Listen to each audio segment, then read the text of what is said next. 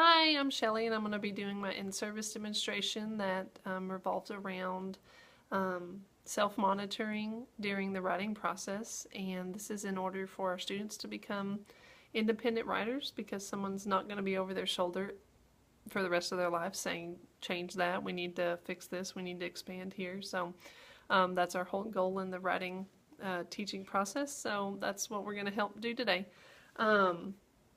The best practices that are supportive of this in-service are being reflective, cooperative learning.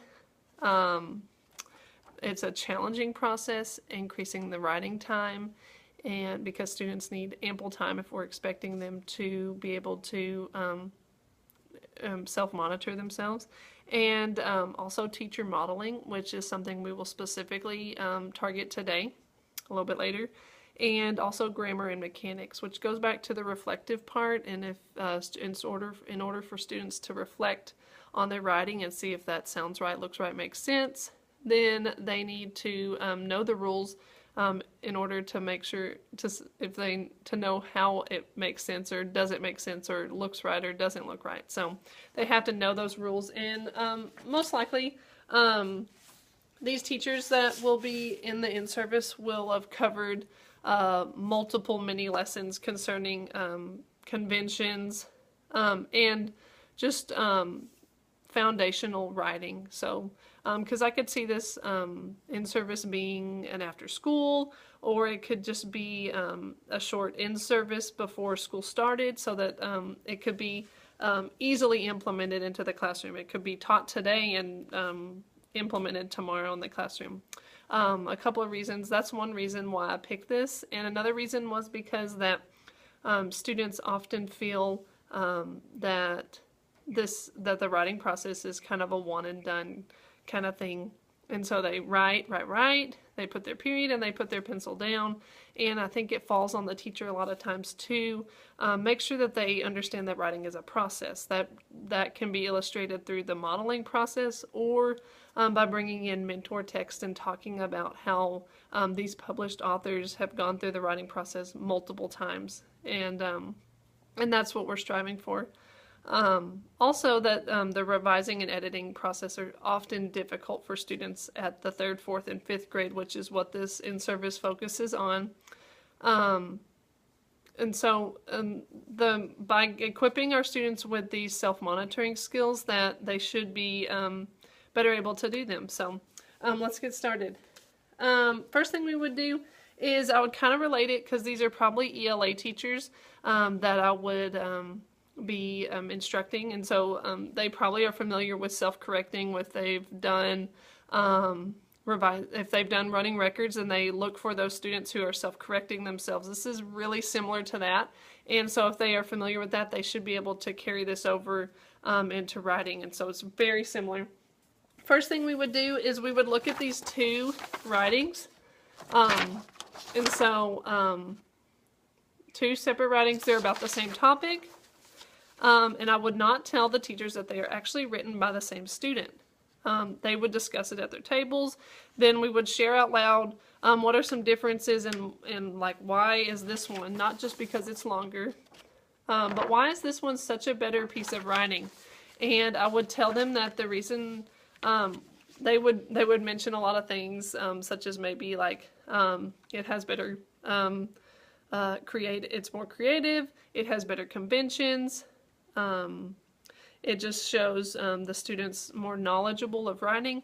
And so I would explain to them that this student was using the self-monitoring process, whereas this student, this being the same student, writing about the same topic, was just doing a quick write, which quick writes are great, but if students are never required to go back and revisit their writing, then they're not using those self-monitoring skills that we're going to be equipping them with. Okay, next thing I would do is start showing the teacher modeling.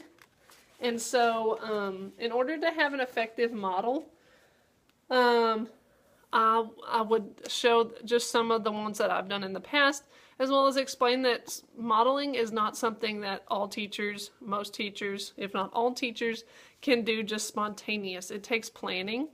And a lot of times you can even see in my writer's notebook that I'm going to use today that here's my writing, but then I've written notes around that I'm going to say.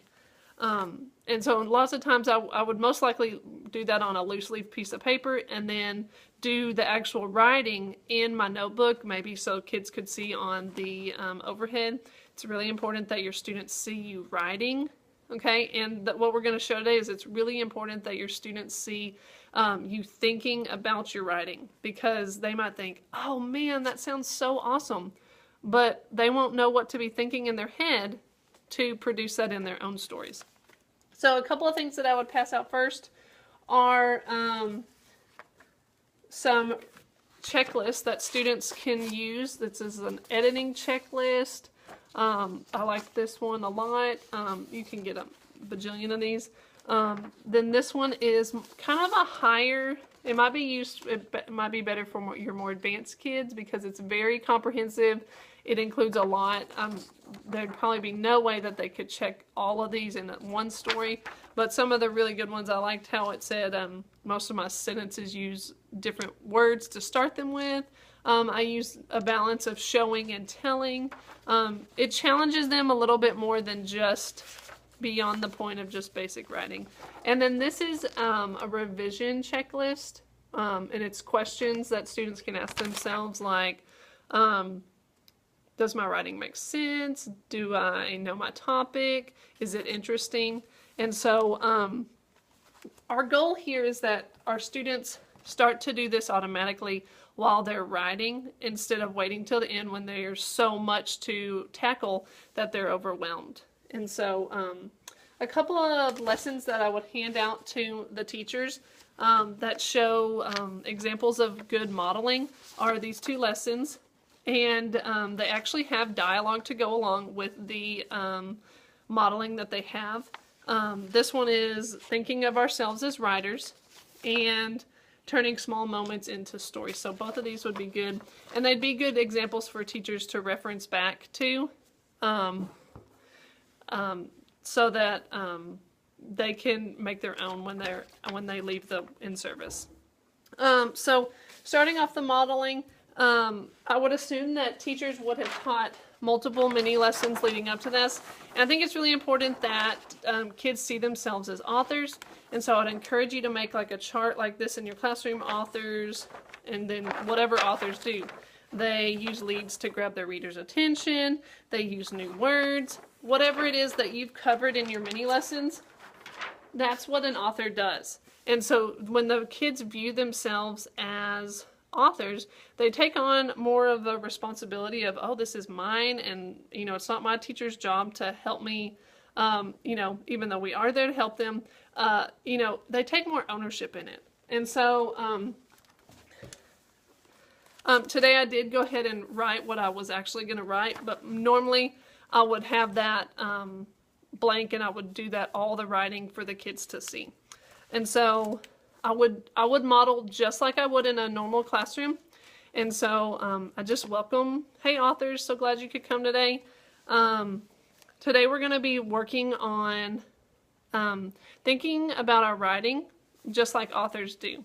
Okay, and so I'm going to read you a story that I've written before, and we're just going to focus on the intro, okay? We're not going to tackle the whole story, we're just going to focus on the intro. Okay, and so I'm going to read you the intro, and then we're going to go back and take it sentence by sentence and see if there's a way we could make it fancy, okay? Because we're going to be doing a rewrite today. We've done a rewrite before, and that means you're going to get to use your fancy colored pen, okay? So that's why it's going to be fancy today, along with all the things you're going to add in it. Okay, so one day I woke up. I was not looking forward to this day. It was the first day of 6th grade. I took a deep breath, grabbed my backpack, and headed out the door. Okay, so let's start taking it sentence by sentence. The first sentence says, one day I woke up. All right, and I know that authors used good leads to grab their readers' attention, and so I want to paint a better picture in my reader's mind of what's going on. And so I'm going to use the words, listen to this and see what you think. The sun peeked itself through my window, telling me to wake up.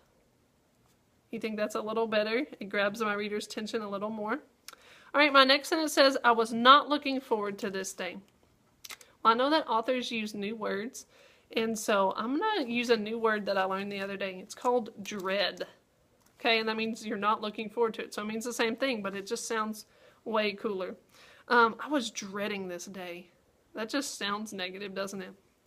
My next sentence says, it was the first day of 6th grade. Well, I know that authors always expand and stretch and try to include as many details as they can. So I'm going to add a little bit to that. It was the first day of 6th grade and I was at a new school. So now I'm really painting the picture of why I'm dreading that day. My last sentence of that my intro says, I took a deep breath, grabbed my backpack, and headed out the door. Well, I heard my voice pause there a few times, so let's see if we can figure out where it paused. I took a deep breath, there's one, grabbed my backpack, there's two, and headed out the door.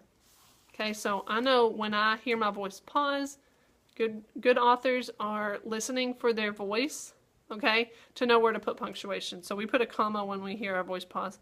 Okay, so when I write it, I'm going to write it like this. I took a deep breath, comma, grabbed my backpack, comma, and headed out the door. Okay, so today you're going to try this out. You're going to be thinking as you're writing, okay, using these skills as an author would do, okay? So good luck, and I'll be coming around and conferencing with you. Good luck.